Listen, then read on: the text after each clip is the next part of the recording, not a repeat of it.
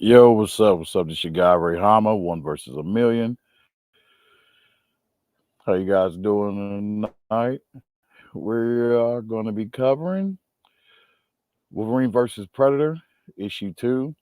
Came out, 2 weeks ago. So we got 2 more weeks till the third issue. And we shall be covering Loki season 2. So let's get this started. Oh man. Um Thought of some, good ideas with that intro right there, as that will get corrected. So as your boy learns to navigate the whole uh video editing and all that stuff. So yes, this is the Homo Force Geek Table, where we all come together and talk about everything that's in the geek universe, in the geekverse.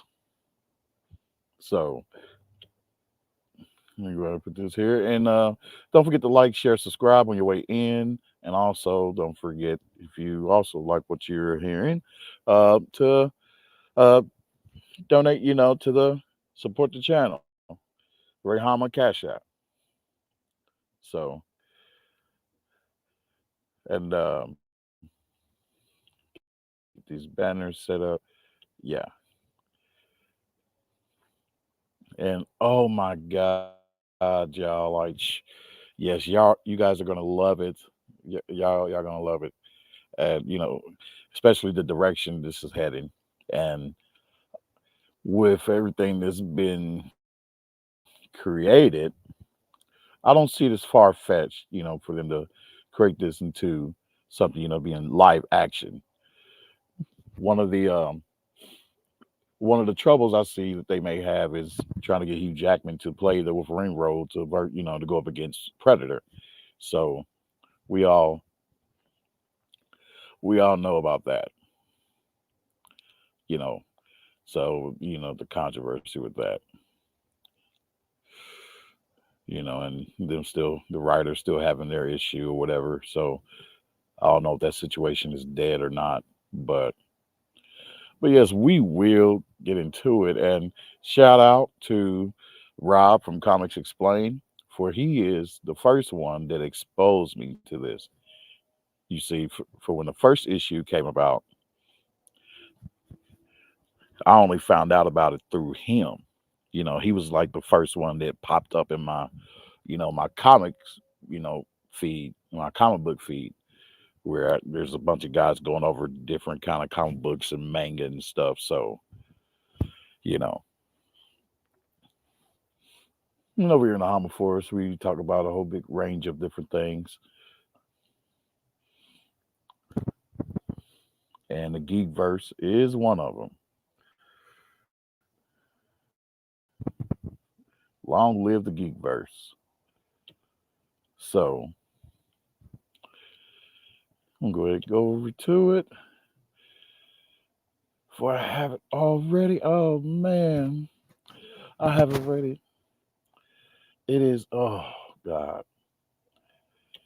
That, and also after my little review of Loki season 2, we'll be also checking out Rob from Comics Explain, his review about it. Well, more so the ending, which is episode 6. So bear with me here a little bit.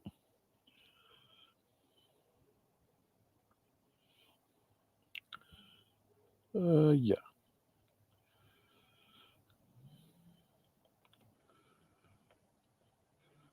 I'm like, oh shoot, it's dope. Oh yes, and also, oh man, we excuse me, we definitely have to cover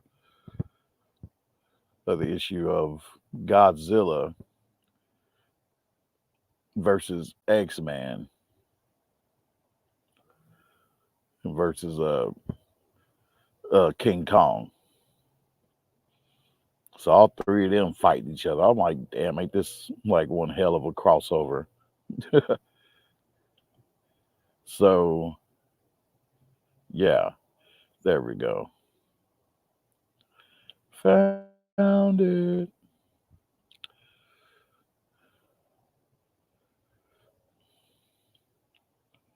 But we're going to be covering Wolverine versus Predator first, and then we're going to get into Loki.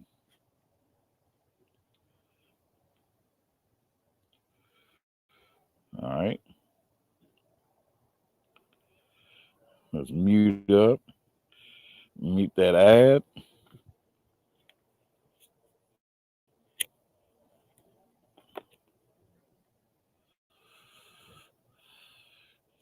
Oh my God, y'all! I don't know if y'all been looking at Netflix or seen their channel. They're on YouTube channel. I think they have like two or three of them, Netflix anime and all that stuff.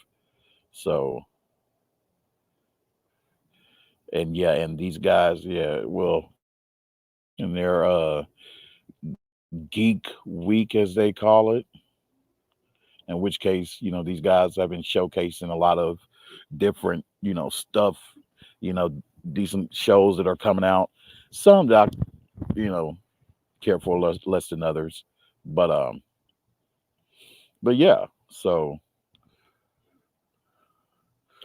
let's see. Hopefully it won't be an issue when I blow it up.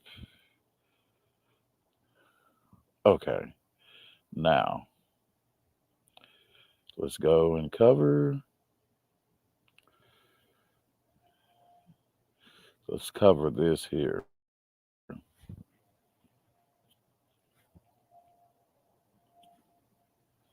Now I shall have myself on mute this entire time. So of this uh of this video. In which case, please try to keep up. And yeah. And also please make sure you like, share, and subscribe. Like and share because it's gonna help out the Hanma force, help us to, get our numbers up. So all right, without further ado, y'all, let's get into it.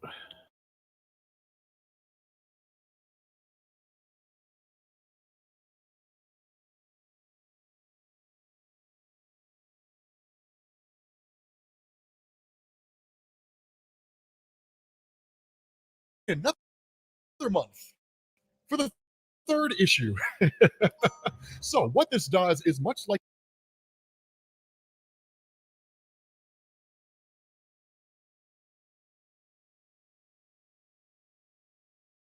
okay, as promised, we are back with Predator versus Wolverine Part 2. And then we have to wait another month for the third issue. So, what this does is much like the previous issue, it picks up kind of in the modern day when Wolverine is facing off against a Predator. And then it jumps back to a previous point in which they fought. Now, what is cool about this, normally I wouldn't cover it, but what is cool about this is that this guy's just clinging to the side of a building. And as you guys can probably tell, there's a lot of just callbacks to like the original Predator with Arnold Schwarzenegger, right? Like that's really what this is. Him clinging to the side of a mountain, trying to give himself a chance to recover, and so on and so forth. But one of the other things to know is that in the present right now, Wolverine has his adamantium claws. But when we jump back to the point where the last video ended, we jump back to the 1960s when he was on Team X before he got his adamantium. And so that's one of the things to know. Now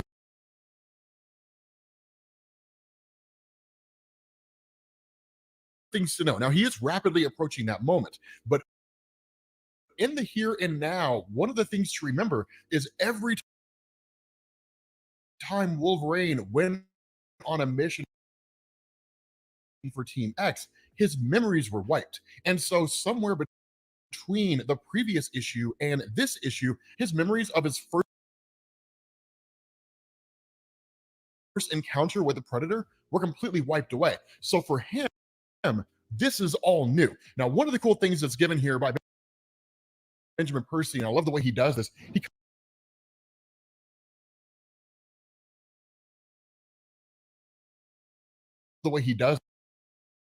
kind of gives us a quick little rundown of what Team X is. And for those of you guys who are unfamiliar with it, it's explained like that, right? Team X was a dirty crew that did dirty jobs, assassinate a politician, blow up a dam, seize an oil platform, take out a cartel, all in the name of geopolitical subversion. It's a wet work team, right? It's a black ops team. That's really all these guys are. But in this instance, they were sent to this part of the world in order to stop a coup. Now, what he says here is he says, we found ourselves instead in the middle of a borderless war. We were already down to didn't know. Like everyone else on Team X, my memories were regularly deleted. But I had carried this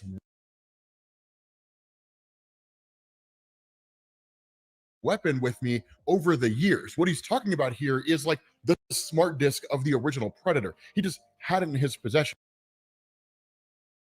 Presumably, after his memories were wiped, he woke up with it and then maybe used it once or twice, realized what it was, and was like, I'm going to hold on to this. But what he says is, it was like a scar, a relic of pain I understood two of us somehow shared. And so this is when he grabs this thing, right, activates it, and throws it at the Predator. And because it's so dangerous, right, like this thing can take predators out. And that's what's so cool, is because it operates like a boomerang, right?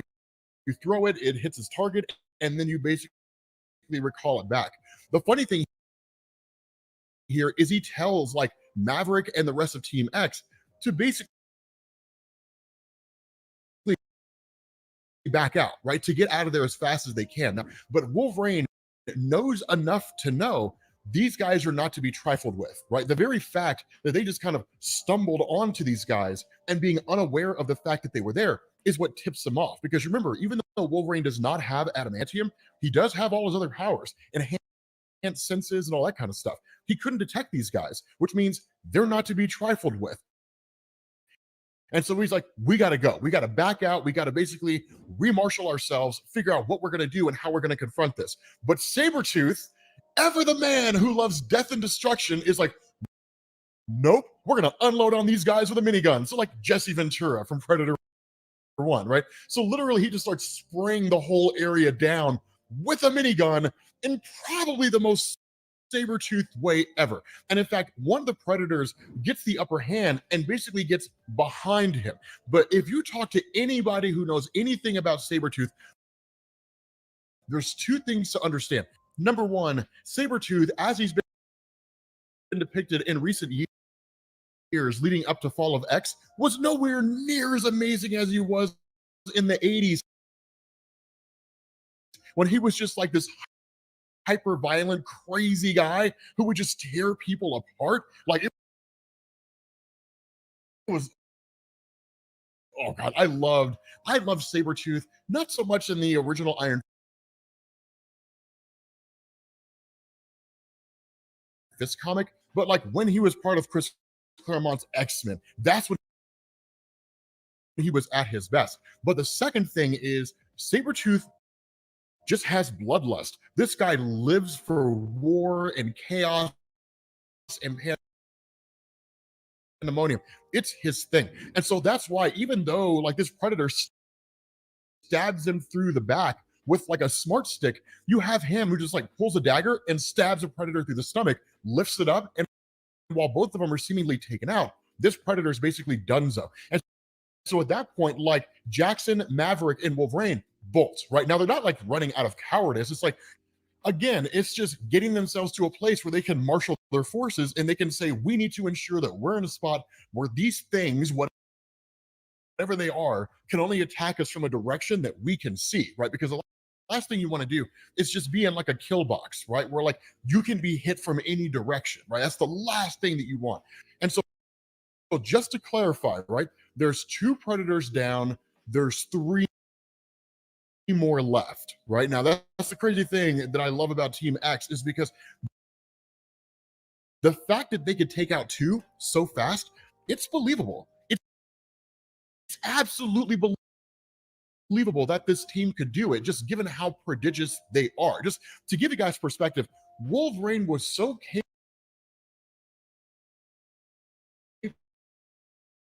then in Marvel comics, he's actually the guy that helped to train the Black Widows in the Red Room, right? That's how good this guy is. And so one of the things that happens here is poor Jackson, man, Jackson isn't gonna make it. Jackson doesn't make it, right? Because as they're bolting, lowers down this kind of rope, right? Like a noose essentially, snatches up Jackson. Jackson's head comes clean off, body comes crashing down to the ground, and literally, like, you just have Wolverine and Maverick who are just shooting up into the air. Because one of the things to know is that, yes, if they're given a moment to actually analyze their surroundings, they would likely be able to see these guys, if for no other reason than the fact that while you do have a cloaking device for these predators, again, much like you've seen in the movies, it refracts light, it bends light, as opposed to making them truly invisible. So all you have to do is, in this gigantic forest, they would likely kill you before you could actually figure out where they were, right? Just moving around so fast and whatnot, right? It's why the predators, right? The Yautja, they're like the perfect hunters. It's just maybe the xenomorphs are better. Let me know which one you guys think are the better hunters. Technically, predators hunt xenomorphs as a rite of passage, so you could argue xenomorphs are the better hunters than predators. Regardless, it is. If you don't know about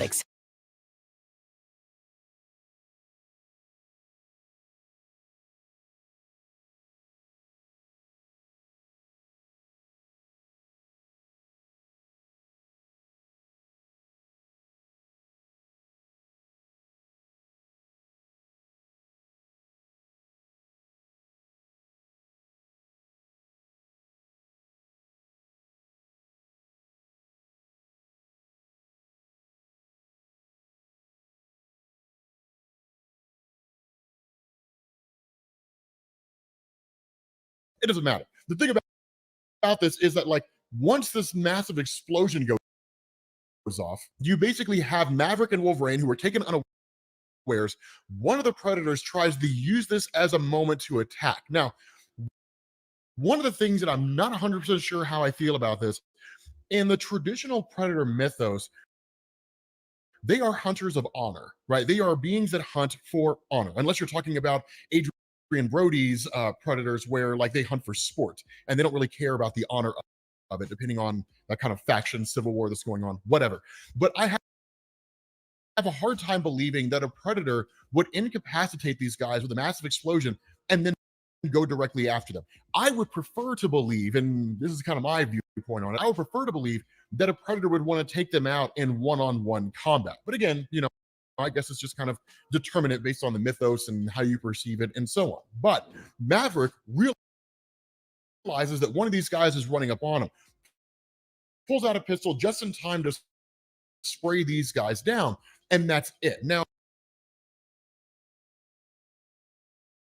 that's where things are a little murky because, of course, as we know with a predator, really enough to take one of these things out, and shooting it with multiple bullets wouldn't necessarily be the case, right? Like, one, they're incredibly dense and incredibly strong, and two, they have the ability to heal using their own technology. So while it wouldn't necessarily kill this guy per se, it would be enough to incapacitate him and at the very least send him running. But regardless, this guy's killed. And so what you have is Maverick and Wolverine who take up refuge in an old Mayan temple. Now, what's crazy about this is now it's 2-on-2, right? Two predators and then Maverick to this temple. They find all these explosives around, right? TNT, the whole 9 yards. And they're all kind of just set to detonate, right? I mean, it's like detonators rigged these things and so on and so forth. Then they're met with the general who's actually the one orchestrating the coup. Now, it's not a great big huge thing that goes on here with the general. It's just long enough to establish everybody's motivation. That the general and his troops retreated to this place once the predators showed up, because the predators were just like like cutting a swath through these guys, right? I mean, just absolutely crushing these guys. That's all it was. And so this is one of those instances where the enemy of my enemy is my friend. Now, one of the things I also want to point out here is, again, you can tell that Wolverine's claws are currently bone claws. They're not adamantium yet. It's the reason why he hasn't just so easily crushed these predators, because I would have to believe, right? Like Wolverine with adamantium claws and an adamantium skeleton plus his healing factor, fighting a predator would be child's play, right? It would be no contest, which really begs the question: what's going on in the modern day between the predator and Wolverine and this fight that's actually leading Wolverine to like bide his time and like heal himself and so on and so forth? Have the predators just become that much more advanced and the adamantium doesn't matter? But regardless, right, in the here and now, right, at the time this story is being told, you basically have these guys who are just kind of standing there, just monitoring and just keeping an eye out in case they see anything. And one of them asked the question, like, do you think maybe they left, right? Maybe they won't come after us. This poor bastard gets his head blown apart, right? Like the shoulder cannon just annihilates this dude's head. One of them pops a shield like he's straight up Captain America, comes lunging into this place and like just takes these guys out, right? Just like that, annihilates these guys. And so following that, you have Wolverine and Maverick that leave the smart disc sitting out there on a piece of rock for the predators to locate and then basically attain. What's crazy about this is they rigged the entire place to explode, right? They rigged the whole place to blow up. That sure, they get their device back, but then it's just like beep, beep, beep, beep. Like all these bombs are getting ready to go off and the whole place gets blown to smithereens. Now, the reality here is that Professor Thornton, the guy who runs Weapon X, he doesn't really care about predators, probably doesn't even really know that they existed or anything like that. And if he does, he's seemingly not too concerned about it. But he probably would be if he knew about them, right? Weapons Plus is always in the business of like finding some kind of new super soldier, some technology that can be used for profit, right? Creating Wolverine, so on and so forth.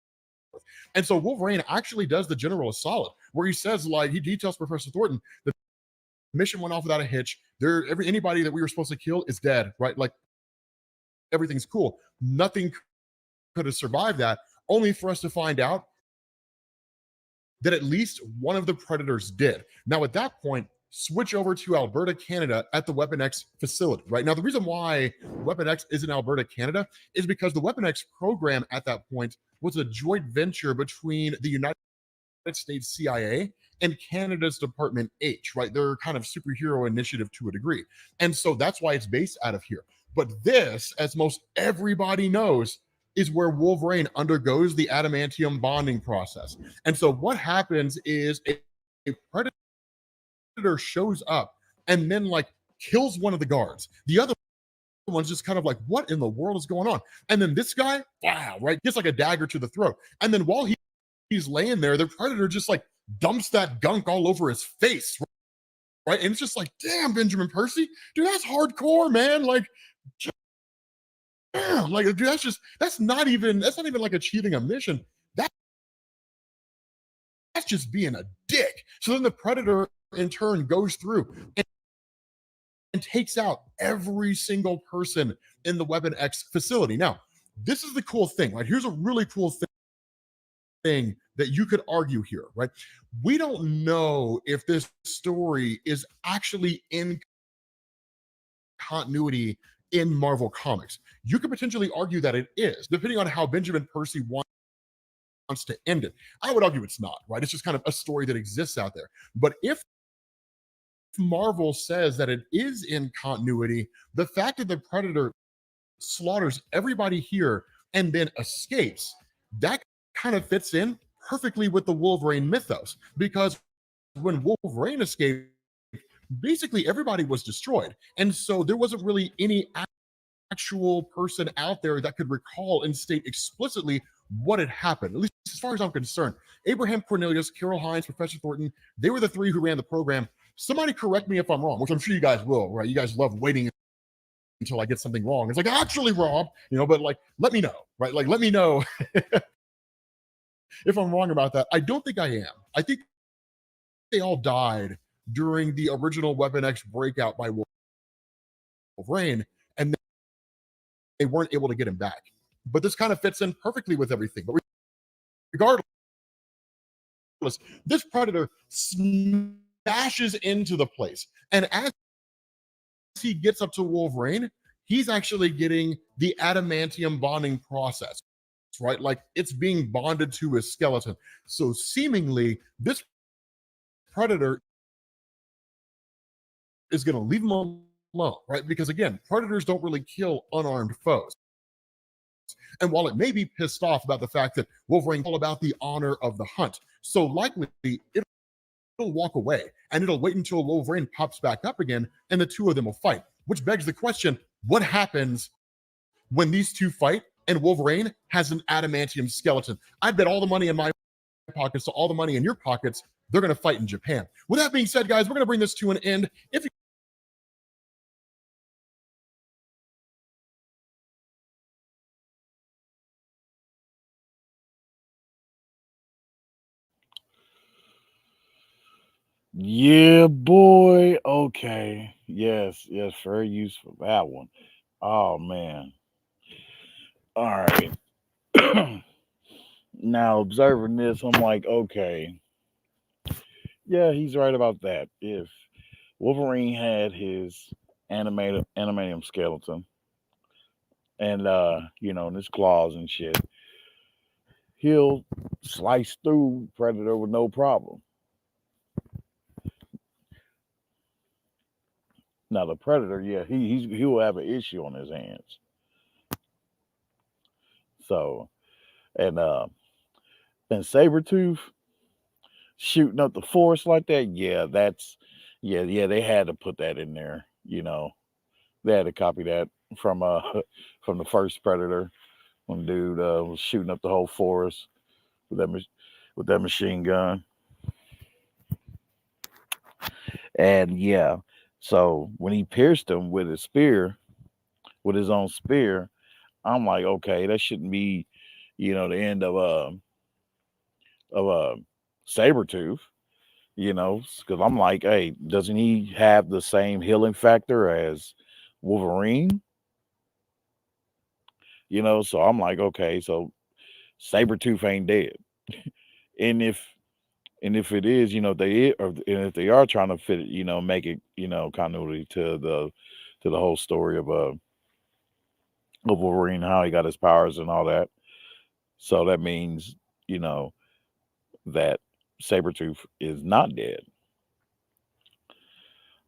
And I thought that was pretty clever and cool how they planned you know, to take both of those two out. Those last two,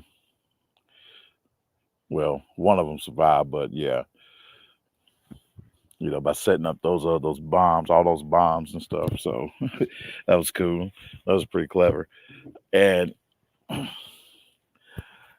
and what I thought it was cool too, I was like, damn. So I'm like, damn, Wolverine, he's able to use that dude's uh that dude's weapon. Uh, damn it, that spinning weapon. I forgot what he just called it. But but yes, it's the Predator's device that he used against him to kill one of the Predators. I'm like, man, that's badass. and and it was cool how he used that to set him up. So that was pretty awesome. And and man, so I'm like, they can fit it into the story, since they ended it with that, with showing up, with having the Predator showing up while while Wolverine is still asleep, receiving his the animanium treatment, receiving all the animanium, laying up, and he's looking over him. So I'm like, yeah, he's right. They he wanted honor, so he knew there would be no honor in taking out Wolverine while he's, knocked out and laid up. So so yes, I can't wait for the next issue. It's coming out in 2 weeks or so from now. So That ain't long. I'll be doing it like a blink of an eye. So yeah, Loki season 2. Now, as we gotta get on Loki, okay? Loki season 2. Oh man, I thought it was cool how they showed. It was funny how how Loki was acting off, panicking, frantic and shit because he got back to the TVA after being kicked through this time door by Sylvie. He's running looking for Mobius, to let him know that, hey, that he remains is coming. He's, a whole bunch of them. We're going to have to deal with a whole bunch of them and all that shit. So he's like, hey, shit's about to go down. And yeah, man, just and it was showing, and they were showing how Loki was uh looking for Sylvie, Ravonna Renslayer, looking for Sylvie, to see if she can help him, whatever, to uh,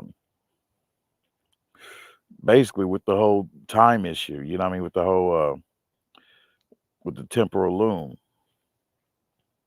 I guess some way, but she didn't do hardly shit at all, but just be so annoying. She was super annoying in this, like, oh my god, just so much of a bitch in this, man.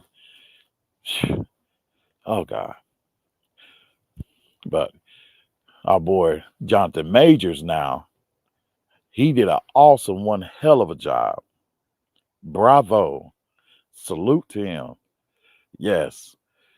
He nobody could I believe personally that nobody could play that role better as as Jonathan Majors did.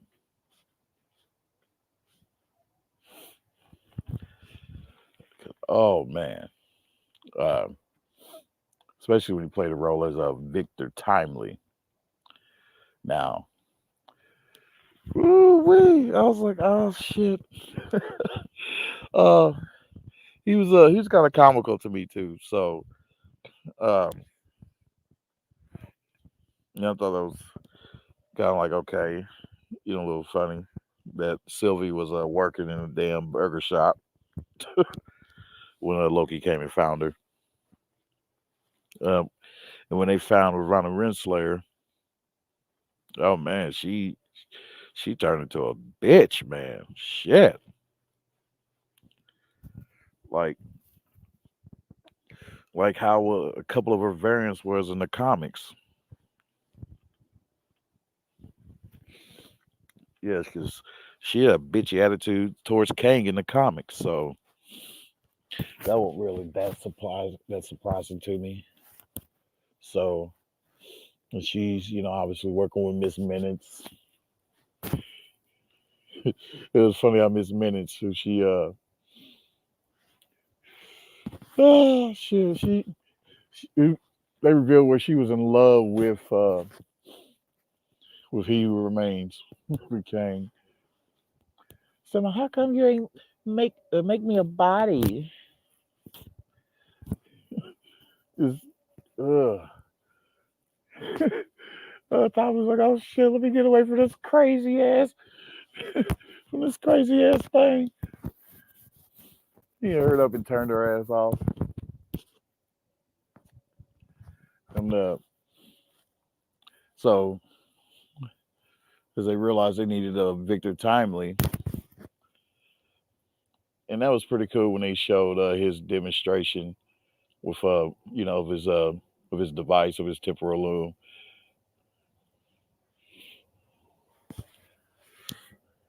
So when they came and grabbed him, because they needed help with the temporal loom, because they're like, hey, it's basically all designed from him, So, and I know there's a bunch of Easter eggs people found in there, but I don't think they're of any major significance.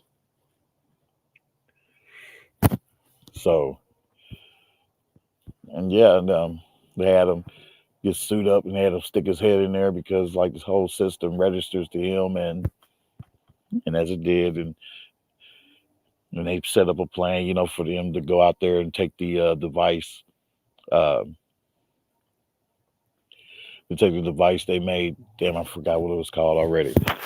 Take it down that gangway and hook it up, and so it can shoot out to the damn tipper loom and expand its rings, so it can have so it can be some kind of a balance with all the branches, with all the time branches that was sprouting. And what was so cool, man? Oh, dude. Oh shit. Loki got control of his time slipping and started to learn how to control time itself. Oh man, and yes, so episode 6, yeah, that was awesome. That was awesome. But man, but as he was getting frustrated. I was getting frustrated with Loki as he had to keep going, rewinding back time and shit, to try to like stop Sylvie, as you figure like, hey, maybe this, won't come about if we stop Sylvie from killing He Who Remains. And so yeah, none of it didn't work, and He Who Remains slash King um, made a suggestion to him that, hey, you can either, you know, not kill me, and and just, hey, we deal with what's going on now, what I mean, and have a lesser problem than you would if they was to kill him. So, and that was a decision that he made. I'm like, damn. I'm like, dude, couldn't you just knock her ass out, Loki, and take her ass back to the TVA and keep her locked up? Shit. I'm like, damn, man.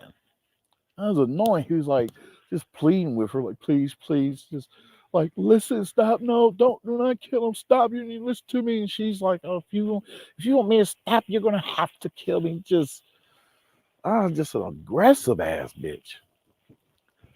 And that goes to show you too, man, that these women out here, dude, oh my God. Long they don't care, damn it. As long as they get what they want, they don't care if it brings about the destruction of multiple universes. All right. So yeah, and I thought that was cool. Like when he when he remains uh told Loki, he made it known to Loki, he was like, oh man, you can't control time yet? Damn, what the, and not long after that, damn it, he learned how to control time. But it was after he somehow fast forwarded through like what, a century, in which case in a century's time, as they told him, he uh Victor and Ouroboros OB told him, hey, you, in order to gain this knowledge, to learn all this shit, you're gonna have to learn, gain that much knowledge of a century. So therefore he fast forward through like a whole century where he ended up learning like all that shit. And I liked it. That I like seeing that. I was like, oh shit, okay, Loki. Okay, Loki. Shit. All right. And yeah, so but still, he made a sacrifice. But I don't think that's the end of Loki. There has to be a season 3, because figuring out like, man, he's like, I have to make this sacrifice, because he's choosing to sacrifice himself instead of taking out Sylvie, who is trying to take out He Who Remains. And oh man, I thought that was cool how they created that where uh because after Victor Timely, after so many times, they tried to, you know, to get him out there to get closer to the thing, so he can hook the device up at the end of the gangway so it can connect to the temporal loom and do his thing. That man kept getting shredded. He kept getting shredded, boy. It was like, okay, we need to go. We need to move faster. We need to move faster. And so Loki, he was thinking of all he could, man. To by going back in the past, further in the past, sometime before that event, to hurry up and explain the situation to him. That was funny. That was kind of comical. Um, so he could hurry up, get him out there. And I was like, damn, when they finally cheated, man, when Victor Timely finally got there and hooked it up and managed to get back, I'm like, yes, yes, they did it. Because every time I was like, go, go, go, man, go. I was like, don't drop the device, man. Go, like Loki said, don't drop that shit. It's gonna roll off. Pick that shit up, man. Hey, I was kind of pissed, man, when look moments later when they realized, hey, that the device didn't work. Um, because the branches are so many of them to where they grew to infinite level. So there was no way for them to scale it to the degree to where, so they can find a way or come up with a device that can, contain all those branches. So, and I think, I forgot who it was, Sylvie that said it, that maybe that the temporal loom, was destined to do what it was doing. So that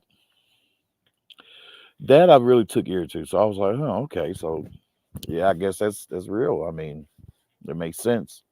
Um, and so with that, it was on after that. It was after that when Loki, thought to himself, well, I gotta make this sacrifice, and it worked. So Loki, he decided to sacrifice himself. Sylvie tried to run and stop him and shit, and so, but he went out there with no suit, and the aura of the temporal loom, was just hitting him, but it wasn't ripping him to shreds like it did with the suit that Victor Timely and Mobius had on. So because it allowed him to get all the way to the end, and he kind of figured and tested it out though with his steps as he was climbing up. Before he started climbing up, he tested it out to see because uh the explosion by the temporal loom, it took apart the part of the gangway. And so he took his foot out and and stepped and realized, huh, okay, it'll create like uh some stairs for me. So he started to you know walk up those stairs, and as he was walking up, he was grabbing all of the branches. I'm like, oh shit, how eerie that shit would be. Man, that shit looks uh but I thought it was cool how he transformed into his actual, forming his own outfit with the horns coming out and stuff. So, the whole Loki horns. And, he walked up there and set it in that, set down this structure that basically formed itself to be in a chair where you could sit down and and basically control the branches. He infused his own power to, to correct everything.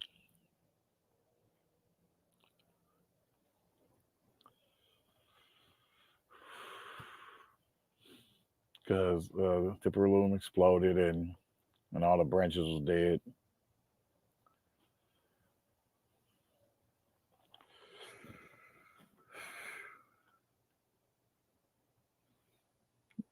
And the only thing that was of existence was the time that they was in. So he went and did that and brought everything back to life basically.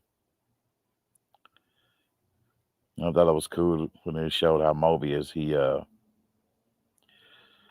when he decided to have a change of heart of his dedication to the TVA, and chose this time to you know to go look at one of the timelines, which is the timeline where Loki seen him, having a house and whole family, two sons, two bratty ass sons.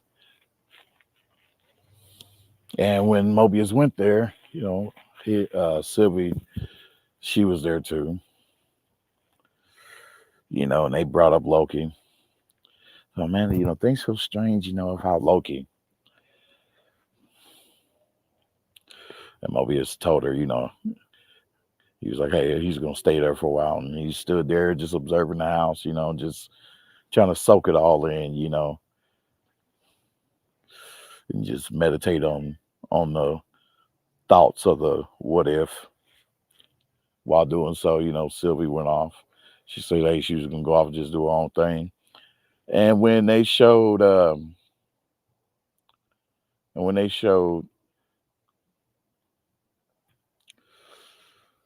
Ravonna Renslayer waking up,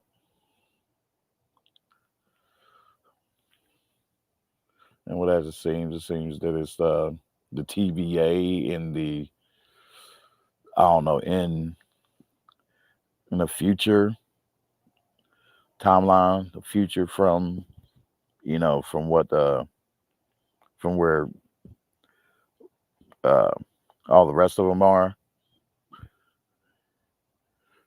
And when they showed that she was getting pissed when she was looking up, into the sky after she woke up, and the purple lights, was flashing over. Oh, we could pretty much guess who that is. I got one. That's our boy Kang and his ship.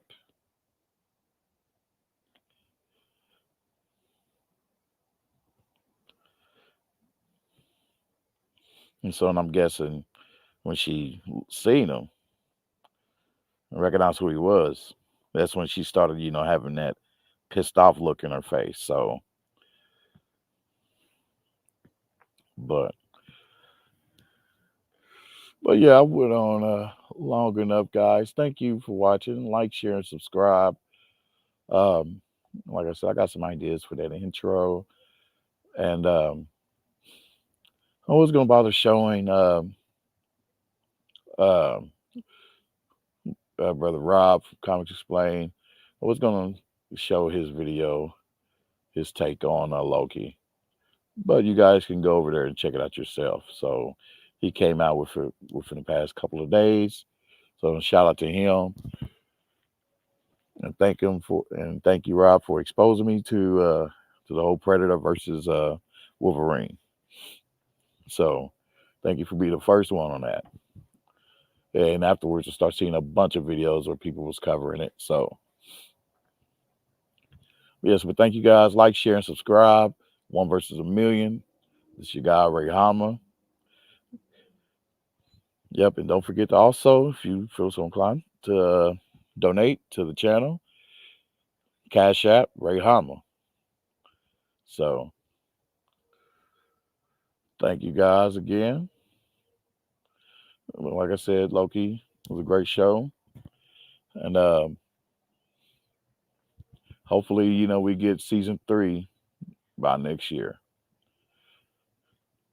And also keep in mind, check out Blue Eyed Samurai. Uh, Armor Force is thinking about, covering that as well.